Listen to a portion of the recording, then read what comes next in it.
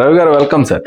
Hello sir, Amaravati 2.0 చాలా దుమారాలు రేపుతుంది. మొన్న జగన్ పెద్ద వాయిస్ లో మాట్లాడారు. తర్వాత దాన్ని కొంచెం సర్దుతున్నట్టుగా సజ్జల రామకృష్ణారెడ్డి మాట్లాడుతూ స్వాగతిస్తున్నాం అని చెప్తూనే ఒక మెలిక పెట్టారు, ఇది పెద్ద స్కామ్ అంటూ.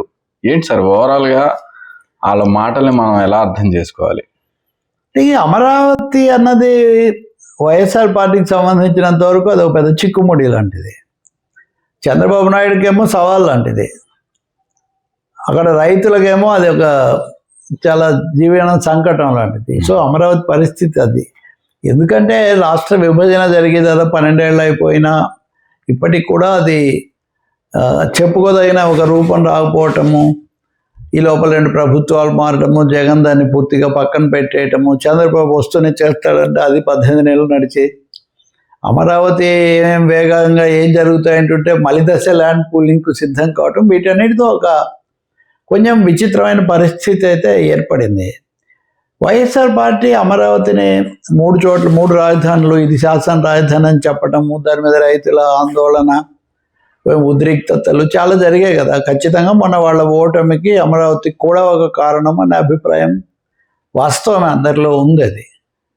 సో చంద్రబాబు నాయుడు కూడా అనుకున్నంత వేగంగా చేయకపోవటం, మళ్ళీ వచ్చిన తర్వాత కేంద్రం ఇప్పటివరకు చట్టబద్ధత కల్పించకపోవటం, రైతులు అనేక సందర్భాల్లో తమకు సంబంధించిన సమస్యలు లేవనెత్తడంతో కొంచెం అశాంతి, కొంచెం నిరసన ధ్వని అక్కడ ఏర్పడింది. మొన్న 2 మలిదఫా నారాయణ ఇతరులు కలిసి, మంత్రి నారాయణ ఇతరులు మొదలుపెట్టారు. ఆ సమయంలో భూమి ఇస్తామని చెప్తూనే రైతులు అసంతృప్తిగా మాట్లాడారు. ఒకటేమో కౌలు పెంచాలి, అప్పుడెప్పుడో అనుకున్న 50,000 చాలా 60,000 ఇవ్వాలన్నారు.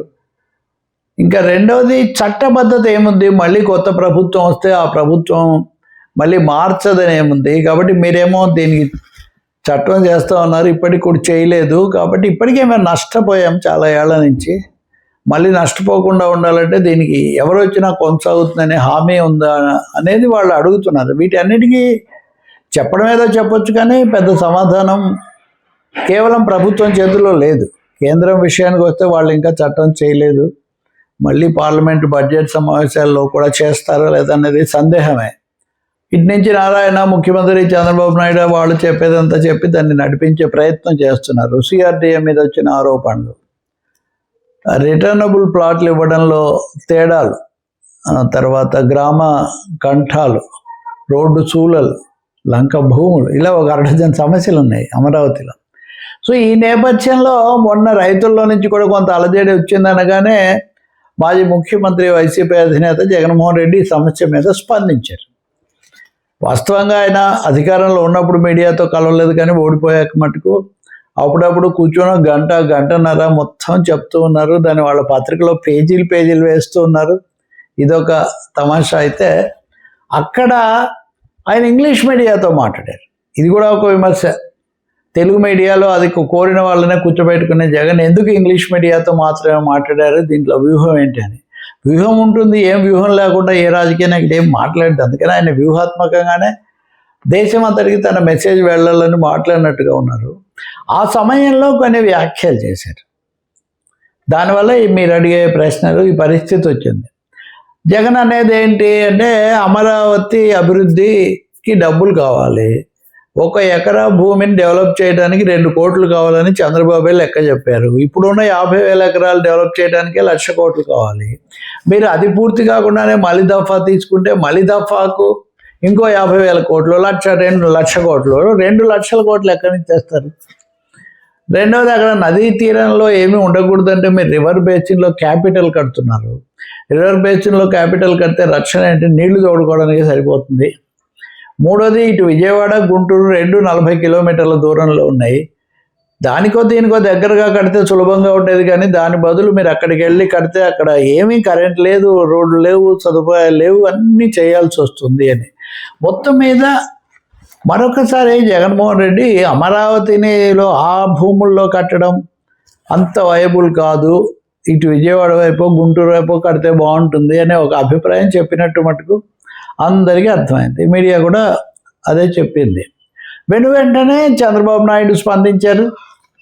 నారాయణ చెప్పేశారు. చాలా మంది చూశారు, ఆయన ఎప్పుడు రాజధానికి వ్యతిరేకమే, అమరావతికి అప్పుడు అలా చేశారు, ఇప్పుడు ఇలా మాట్లాడుతున్నారని తీవ్రంగా స్పందించారు. కొన్ని పత్రికలు అయితే విషం కక్కారు, ఇట్లాంటివి కూడా పెట్టారు. నిజంగా జగన్మోహన్ రెడ్డి జాగ్రత్తగా మాట్లాడి ఉండాల్సింది. రెండవది, గతంలో తను దానికి అడ్డుపడ్డాడని ఉన్నప్పుడు ఇప్పుడు ఆయన చెప్పేవన్నీ నిజమైతే ఆయన చేయలేదు కదా. ఇప్పుడు ఆయన ముఖ్యమంత్రిగా ఉన్నప్పుడు విజయవాడ వైపు కడతాను, ఇక్కడ కొన్ని పెట్టుకొని అంటే ఎవరు కాదన్నారు, ఎవరైనా కాదనలేదు కదా.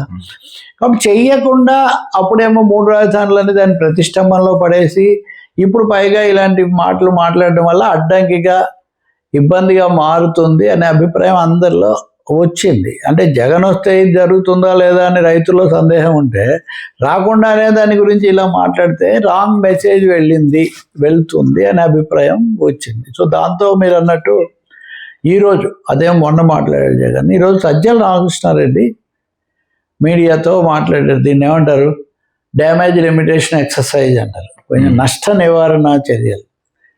అయితే ఇందులో ఆయన ఏంటి, జగన్మోహన్ రెడ్డి గారు ఏమో అమరావతికి వ్యతిరేకంగా మాట్లాడలేదు, అసలు వైసీపీ ఎప్పుడు వ్యతిరేకం కాదు, కానీ మేము ఇలా కట్టాలి ఇట్లాంటి అభిప్రాయాలు మాకు ఉన్నాయి తప్ప మేము వ్యతిరేకం కాదు, 3 రాజధానులు అన్నప్పుడు కూడా మేము అమరావతిని ఏం పక్కన పెట్టలేదు, కానీ అమరావతి పెద్ద స్కామ్, అది పెద్ద అంటే స్వాగతిస్తున్నాం అంటేనే అది చాలా పెద్ద స్కాము, చరిత్రలోనే పెద్ద స్కాము. అక్కడ అనేక ఇబ్బందులు ఉన్నాయి, నీళ్ళ సమస్య ఇట్లాంటివన్నీ ఉన్నాయని తెలిసిన చంద్రబాబు నాయుడు కేవలం తన ఆర్థిక ప్రయోజనాలు, స్వప్రయోజనాల కోసమే అక్కడ అమరావతిని రుద్దుతూ ఉన్నారు. అందుకని జగన్మోహన్ రెడ్డి ఈ పొరపాట్లను ఎత్తి చూపిస్తే, లేకపోతే మలిదశ ల్యాండ్ పూలింగ్ ఎందుకని వెంటనే ఆయన ఏదో వ్యతిరేకని దాడి చేయడం చాలా తప్పు.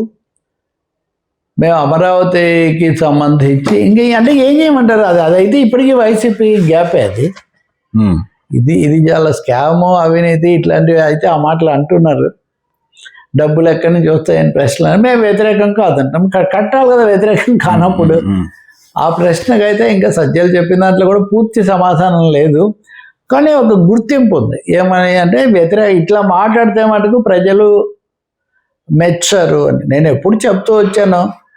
ప్లాన్ ఏ కాకపోతే ప్లాన్ బి ప్రకారం రాజధాని కట్టండి అని. ఒక రాజధాని అయితే రాష్ట్రానికి అవసరం కదా. మీరెప్పుడు ప్రతిపక్ష నాయకుడుగా కానీ సభానాయకుడు కానీ ఎప్పుడు భిన్నంగా మాట్లాడలేదు 3 రాజధానులు అన్నప్పుడు కూడా. పోనీ అవి మీరు పూర్తి చేశారు, అది చేయలేదు. అందుకనే మరొకసారి కోరి ఒక వివాదాన్ని కొని తెచ్చుకున్నట్లయిందని మాత్రం చెప్పాలి. దాన్ని అవకాశంగా తీసుకొని సహజంగా అధికార పార్టీ కూటమి ఎదురుదాడి చేస్తాయి కదా, చేస్తున్నాయి. వీళ్ళిద్దరు కలిసి కేంద్రాన్ని మటుకు అడగరు, ఎందుకు మీరు రాజధానికి చట్టబద్ధత కల్పించారు. వీళ్ళేం మాట్లాడలేదు, కానీ రేవంత్ రెడ్డి మటుకు నేను అన్ని విధాలా సహకరిస్తాను అమరావతి నిర్మాణానికి అని ఆయన చెప్తున్నాడు. ఆయన ఒక అమరావతి కడుతున్నాడు కదా, ఫ్యూచర్ సిటీ అని, అది కూడా చెప్తున్నాడు ఆయన. సో అది ఆ ఇష్యూ. Right sir.